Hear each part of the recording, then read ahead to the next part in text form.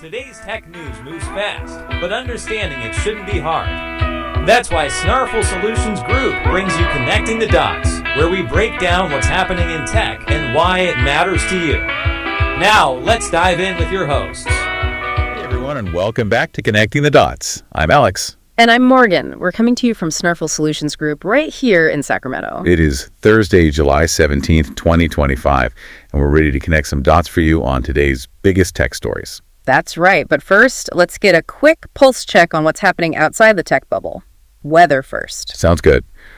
Nationally, things are pretty active. We've got heavy rain, potential flash floods along the central Gulf Coast. That's sticking around into Saturday. Okay, so folks down there need to stay alert. Definitely.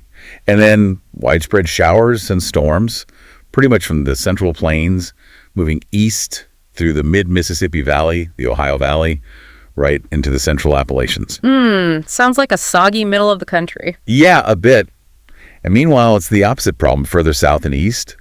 Dangerous heat is expected from the lower Mississippi Valley all the way to the mid-Atlantic. So stay cool, stay hydrated if you're out there. Good advice.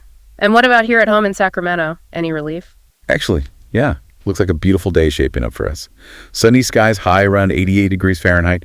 Pretty nice July day. Okay, I'll take that. Much better than the heat dome further east. All right, quick market check. Let's do it. So looking back at Wednesday's close, July 16th, the Dow Jones finished at 44,254.78.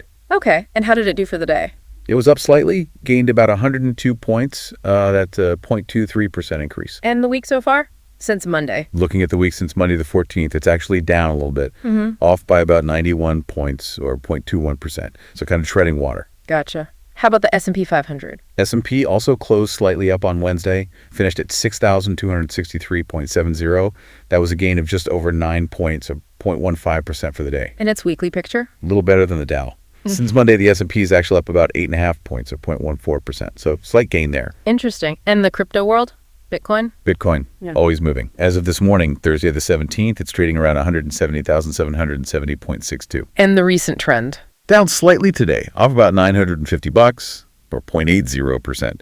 And looking back since Monday, it's down about $2,083, which is a dip of 1.74%. So, bit of a pullback this week. Okay. Always volatile, that space. And finally, any action from our San Francisco Giants last night? Nope. No game for the Giants on Wednesday, July 16th. They had the night off. Yeah, okay. A little breather for them then. Yep. All right, let's shift gears. Time to dive into the big tech stories making waves today, pulled straight from our Morningstar report. Let's get into it. And this first one, well, it definitely raised some eyebrows. We're talking about Scale AI. Right. So Scale AI, big name in the AI data labeling and model training space. They just announced layoffs. About 200 full-time employees, which is what, 14% of their staff? Yeah, around 14% of their 1,400 people. And on top of that, they let go of 500 contractors. That's a significant cut. It really is. And what makes this so, I guess, surprising is the timing. This comes just 1 month after Meta poured a huge amount of money into the company. Huge is right. We're talking $14.8 billion. And it wasn't just cash, right? Meta took a 49% stake. Exactly. A nearly half stake in the company. Yeah. And they also hired Scale's founder and former CEO, Alexander Wang. Yep. Wang's now heading up Meta's new superintelligence group. So you have this massive investment, this strategic hiring of the founder, and then boom, significant layoffs. It feels counterintuitive. Totally. It's like buying a championship sports team and immediately benching your star players. So what's the official reason? Well, the interim CEO, Jason Droge, sent out an email. He basically said it's a restructuring of their generative AI organization. Restructuring. Okay, meaning what exactly? He cited, let me get the quote right, having ramped up their generative AI capabilities too quickly, which apparently led to, the usual suspects, inefficiencies and redundancies, and even excessive bureaucracy. The classic growing pains explanation after hypergrowth. So they're trying to slim down the Gen AI part of the business. Yeah, seems like it. Droge mentioned that they had something like 16 internal pods or project teams within Gen AI. The plan is to cut that down to just 5. 5 core areas. What are they? The email listed them as code, languages, experts, experimental, and audio. So focusing on what they see as the most impactful areas. Okay, so maybe it is more of a strategic shift than, say, a sign of financial distress. They did just get billions from Meta. That's certainly the company line. They're emphasizing they're still well-funded and actually plan to hire hundreds more employees, but in other areas like enterprise and government AI.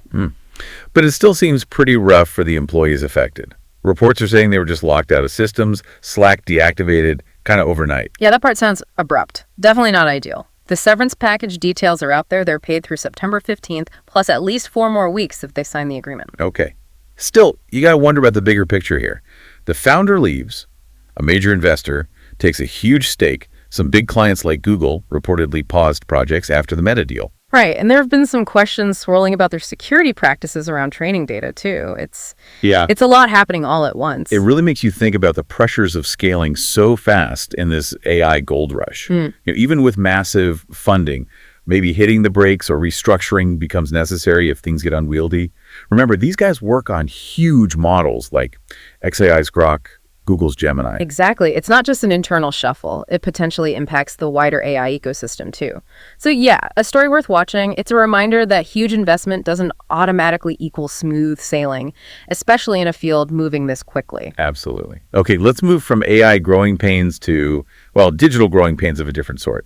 Crypto theft. Yeah, and the numbers for the first half of this year, 2025, are honestly pretty alarming. How alarming are we talking? We're looking at somewhere between $2.17 billion and $2.47 billion worth of crypto stolen, just in the first 6 months. Wait, say that again? Over $2 billion? Yep, and get this, that's already more than the total amount lost in all of 2024. Wow. Okay, that is staggering. What on earth is driving such a massive spike? Is it just more attacks, or are they bigger? It's mostly the latter. The surge was really driven by 2 enormous incidents. You had the Bybit breach. I remember hearing about that one. How much was that again? Estimated between $1.4 and $1.5 billion. Just that one incident. It happened back in February at the Dubai-based exchange. Unbelievable. $1.5 billion. And who's suspected?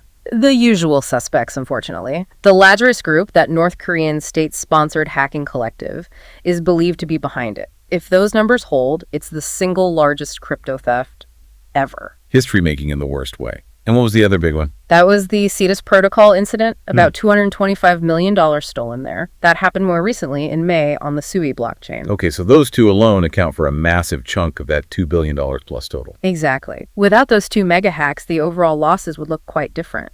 But it does show the extreme vulnerability when these large platforms get hit. So even if the number of smaller hacks isn't necessarily exploding, the potential damage from a single successful attack on a big target is just enormous. Precisely. And another interesting data point, the average loss per incident in the first half of this year was $7.18 million. Okay. How does that compare to last year?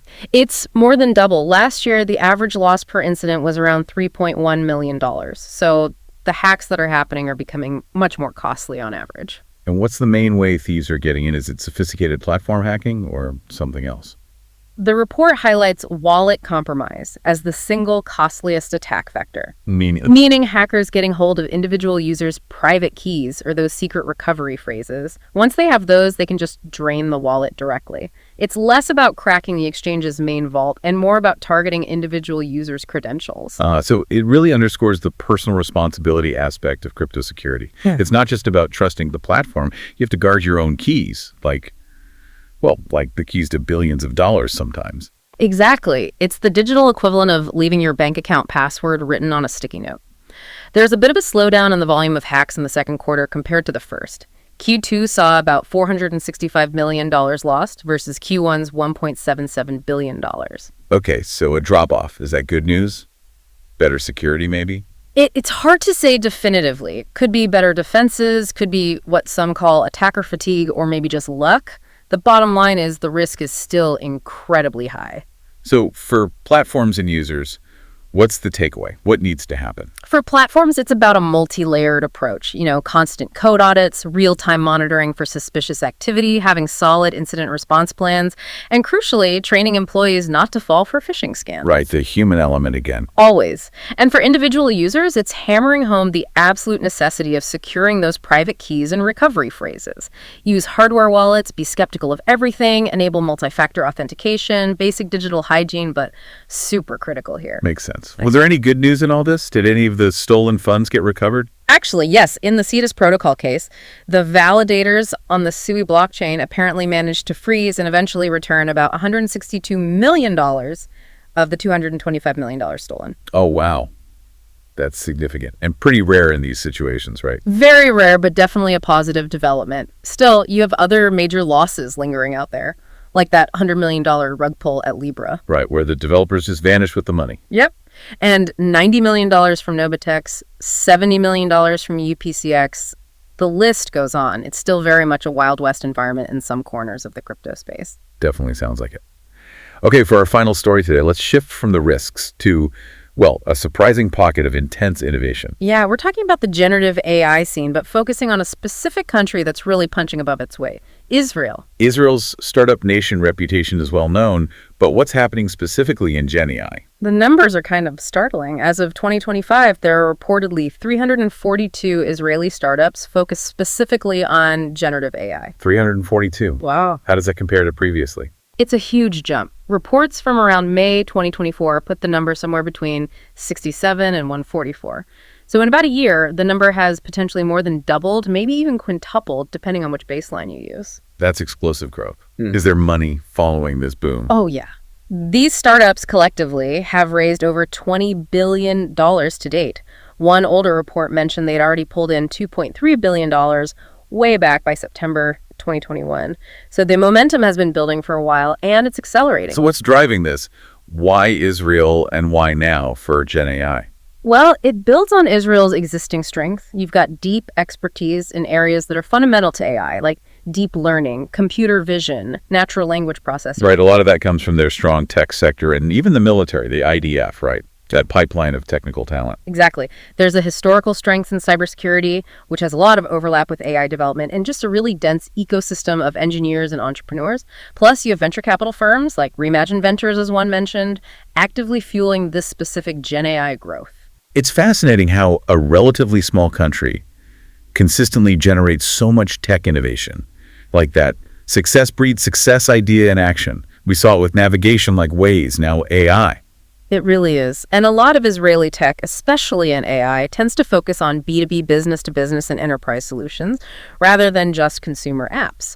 They're building tools for data-heavy industries. Like what kinds of industries? Entertainment is a big one mentioned. Reimagine Ventures, for example, has backed companies like Sight. They do image recognition for online retail. Find similar products just from a photo. Okay, I've seen tech like that. What else? There's Hour One. They create synthetic video using GN's generative adversarial networks. Basically, AI creating realistic video presenters or characters without needing cameras or real people. Whoa. Okay, that brings up the whole deepfake concern, doesn't it? Yeah. How are companies like Hour One handling the epics of that? That's a really important point. The report mentions Huron specifically committing to avoiding problematic uses, like using their tech for political campaign videos. So there seems to be an awareness of the potential downsides from the start, at least for some players. That's somewhat reassuring, building in ethical guardrails early on. Any other examples? Yeah, another one in Reimagine's portfolio is called Volt. They use deep learning to try and predict how well a film will do things like box office revenue, even Rotten Tomatoes scores, applying AI to creative decision-making. Interesting. Using data to predict art's success. And beyond that specific VC firm, are there other big Israeli Gen AI names making waves? Absolutely. You've got companies like AI21 Labs, which is apparently valued at $1.4 billion now. Lightrix is another one focused on visual media generation tools. And taste-wise, using AI to analyze trends for the food industry, it's a really diverse landscape. It sounds incredibly dynamic. And that connection to cybersecurity strength, does that position them well for tackling things like detecting AI-generated fakes? You'd think so. The expertise is definitely there. The question might be who takes on that task at scale. Is it the AI companies themselves, or does the burden fall more on the big social media platforms where this content spreads? Good question. Probably the platforms ultimately, given the volume and the potential impact on things like advertising, if brands end up next to harmful deepfakes. Could be. But yeah, the bottom line is Israel has rapidly become a major global hub for generative AI development, built on its unique mix of talent, investment, and existing tech strengths. Okay, so quite a journey today. We started with those surprising layoffs at Scale AI right after that huge Meta investment. Then dove into the really concerning surge in crypto theft, topping $2 billion already this year, driven by massive breaches like Bybit, And wrapped up with the incredible boom in Israel's generative AI startup scene, just showcasing innovation happening at lightning speed. And these aren't just abstract tech stories, right? They touch on job security for people working in AI, the safety of your digital money if you're involved in crypto, and just the sheer pace of technological change globally that affects businesses and, well, all of us. Absolutely. It really makes you step back and think. Are we seeing necessary corrections and maturing in these fast-moving tech sectors, or is this maybe just a pause before things get even more disruptive? That's the big question hanging over all of this. How this all shakes out will really shape our digital future, impacting everything from innovation pipelines to how secure we feel online. Lots to keep watching. And remember, we're here to help at Snarful, so reach out on our website if you have any more questions. That's a wrap on today's top stories. Remember, tech doesn't have to be complicated, and we're here to help connect the dots. If you've got questions or want to learn more, visit us at snarful.com. Thanks for listening, and we'll catch you next time.